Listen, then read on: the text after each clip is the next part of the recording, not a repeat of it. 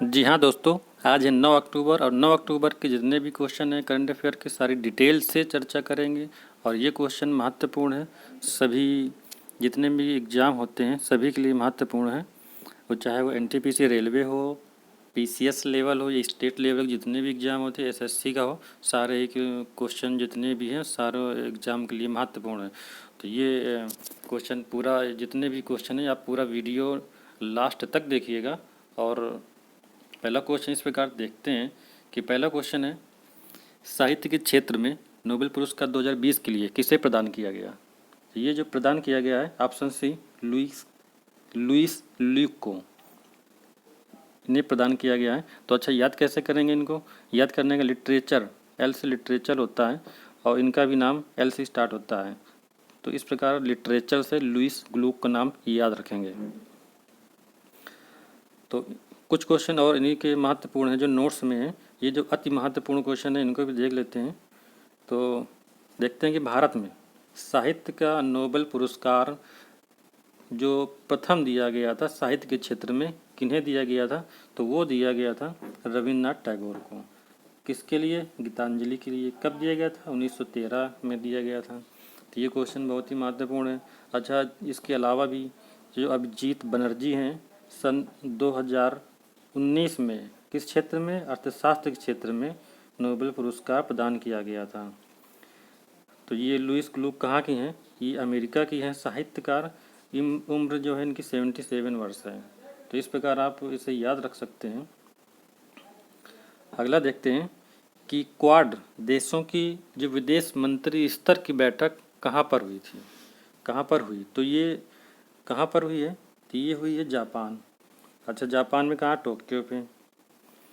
तो जापान, और एक क्वेश्चन बनता है कि जापान, भारत और यूएसए, ये और यूएसए मिलकर ये तीनों मिलकर एक अभ्यास करते हैं। इनका नाम है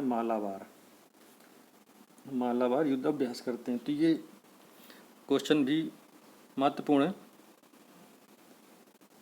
अगला क्वेश्चन देखते हैं, विश्व आर्थिक मंच वर्ल्ड इकोनॉमिक फोरम 2021 में आयोजित होने वाली वार्षिक बैठक जो दावोस में होनी थी, तो कहाँ स्थानांतरित कर दी गई है। तो ये स्थानांतरित कर दी गई है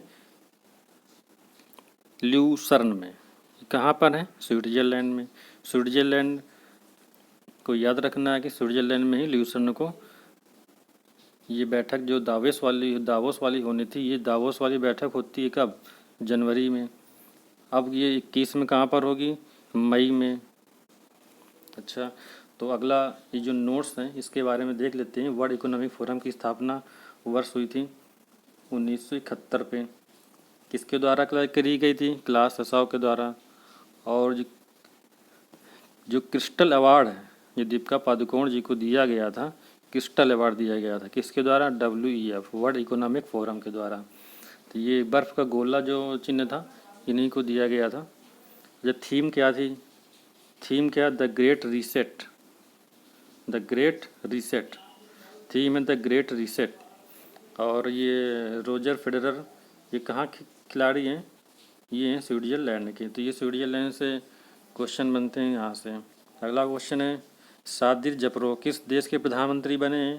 तो ये बने हैं कहाँ के, ये बने हैं बिश्केक, राजधानी बिश्केक है। तो देश कौन सा है, किर्गिस्तान, किर्गिस्तान है, इसकी राजधानी बिश्केक है। तो यहाँ के ये प्रधानमंत्री बने। और नोट्स देख लेते हैं कि कजाकिस्तान और उज्बेकिस्तान, जो कजाकिस्तान है और उज्बेकिस्तान के जो बीच में एक सागर है वो किसका नाम है, अरल सागर है। भारत में जो सूरज कुंड मेला आयोजित हुआ था कहाँ पर हुआ था, हरियाणा में। तो ये उज्बेकिस्तान ने पार्टिसिपेट किया था इस पर। कजाकिस्तान की जो नई राजधानी नूर सुल्तान है और SCO की 2019 की बैठक कहाँ हुई थी, बिश्केक में ही हुई थी, किर्गिस्तान में। तो ये पॉइंट भी याद रखना। इतने सारे महत्वपूर्ण, बहुत ही महत्वपूर्ण क्वेश्चन है। अगला क्वेश्चन देखते हैं कि मौद्रिक नीति समिति के 3 नए अर्थशास्त्री नियुक्त किए गए हैं, तो उनका नाम क्या है। तो नाम आपको बताना है। इनके नाम है जयंत आर वर्मा, असीमा गोयल, शशांक। तो ये तीनों को ही नियुक्त किया गया है और ये तरुण बजाज हैं, तरुण बजाज, ये इनके नियुक्त के अध्यक्ष थे। तो ऑप्शन आपको याद रखना है तीनों को, जयंता वर्मा, असीमा गोयल, शशांक। तो मौद्रिक नीति समिति की स्थापना कब हुई थी? स्थापना हुई थी 2016 में, 2016 में याद रखना है। और इसके जो मेंबर हैं, ये 6 मेंबर चुने जाते हैं। 3 होते हैं कहाँ से? आरबीआई द्वारा नियुक्त किए जाते हैं, और जो 3 हैं वो केंद्र सरकार के द्वारा ही नियुक्त किए जाते हैं।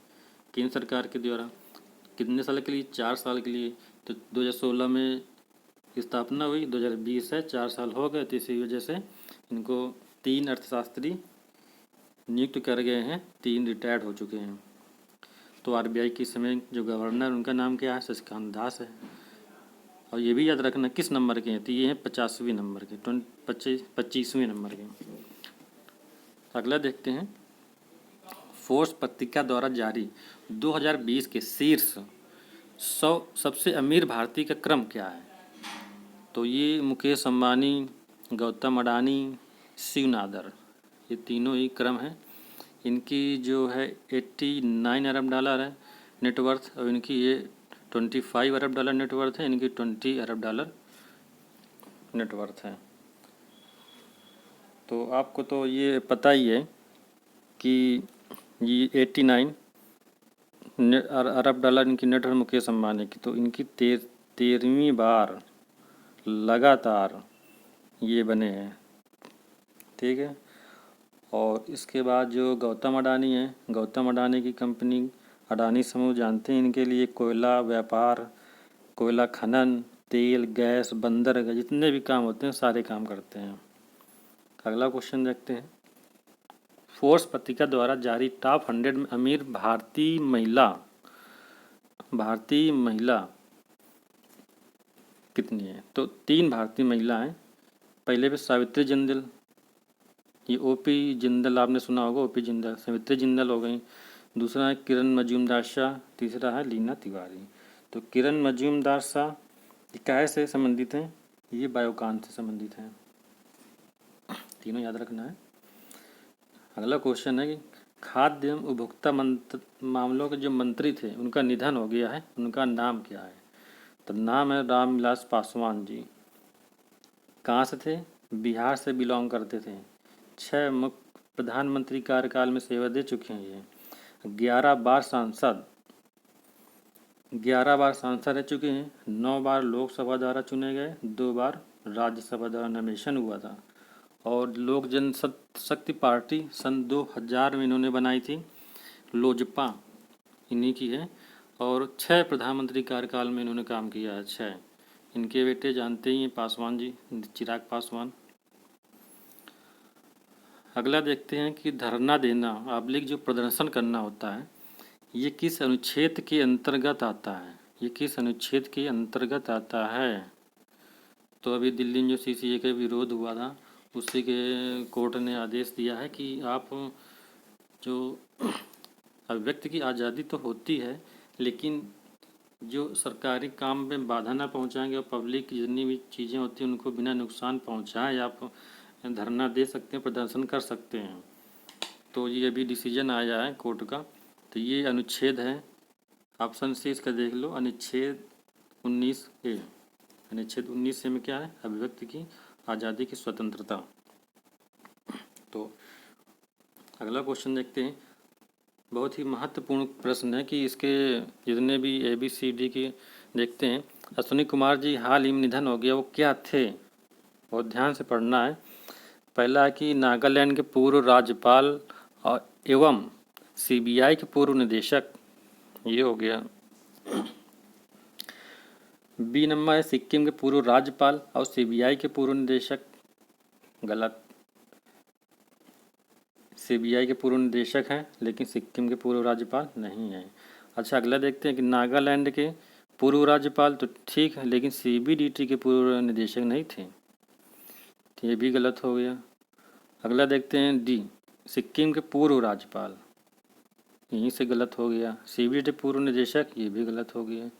तो ऑप्शन इसका A सही है। तो ये क्वेश्चन एग्जाम पेपर में ऐसे ही रखेंगे तो ये कन्फ्यूजन क्रिएट कर सकते हैं। तो इनको ऑप्शन आप देख लीजिए किस तरीके से हैं। अगला क्वेश्चन देखते हैं।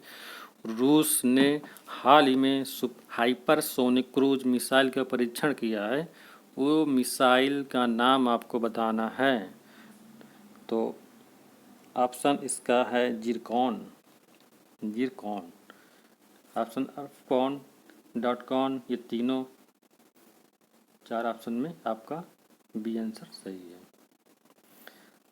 अगला देखते हैं कि लोक लेखा समिति के अध्यक्ष और पार्टी के किस पार्टी के अध्यक्ष बनाए जाते हैं, कौन है और किस पार्टी के बनाए जाते हैं। तो ये आपको बताना है। आंसर इसका है अधीर रंजन चौधरी। ये हैं अध्यक्ष लोक लेखा समिति के। और किस मतलब कौन सी पार्टी बनाए जाते हैं, ये विपक्ष की पार्टी से बनाए जाते हैं। और अगला देखते हैं नोट में इसके पूरे डिटेल्स कि पीएसी यही होता है। पीएसी के अध्यक्ष विपक्ष का नेता होता है। कितने मेंबर होते हैं, 22 मेंबर होते हैं। 15 लोकसभा के 7 राज्यसभा से होते हैं। भारत के जो महान्यायवादी उनका नाम है के वेणुगोपाल। अनुच्छेद 76 के अंतर्गत इनकी नियुक्ति की जाती है। अगला देखते हैं गरीब और सदा समृद्धि रिपोर्ट कौन जारी करता है। गरीब और साझा समृद्धि, तो poverty and share prosperity report issued by, ये जारी करते हैं वर्ल्ड बैंक जारी करते हैं। World bank. तो आप इसके नोट्स देख लेते हैं पूरे। वर्ल्ड बैंक की देखिए, क्रिस्टीना जॉर्जिवा कहाँ की हैं, बुल्गारिया की। और आईएमएफ जो रिपोर्ट जारी करता है, ये जारी करता है इकोनॉमिक आउटलुक। ये सारे क्वेश्चन महत्वपूर्ण हैं, इनको आप अभी किसी की लिख लीजिए इनको कॉपी पेन से। और अगला देखते हैं यूएन अपना 75वां स्थापना दिवस मना रहा है 2020 में। तो किस दिन मनाएगा, 24 अक्टूबर को स्थापना दिवस है। तो ये क्वेश्चन तो बनता है आ रहे हैं पेपर में। अच्छा, नीति आयोग की स्थापना हुई थी 2015 में। सीईओ हैं अमिताभ कांत। इसके हेड कौन होते हैं, प्राइम मिनिस्टर। तो आज के लिए इतना ही, और अगले दिन देखते हैं, नेक्स्ट क्वेश्चन देखेंगे। और हाँ दोस्तों, आप लोग इसको कमेंट भी कर सकते हैं कि क्या गलतियाँ हैं और क्या नहीं हैं, और सब्सक्राइब भी करिए। क्वेश्चन जो हैं ये पूरे बहुत ही महत्वपूर्ण हैं। तो आप इसको लाइक करिए, सब्सक्राइब करिए, और हाँ जितना हो सके इसको शेयर करिए। धन्यवाद।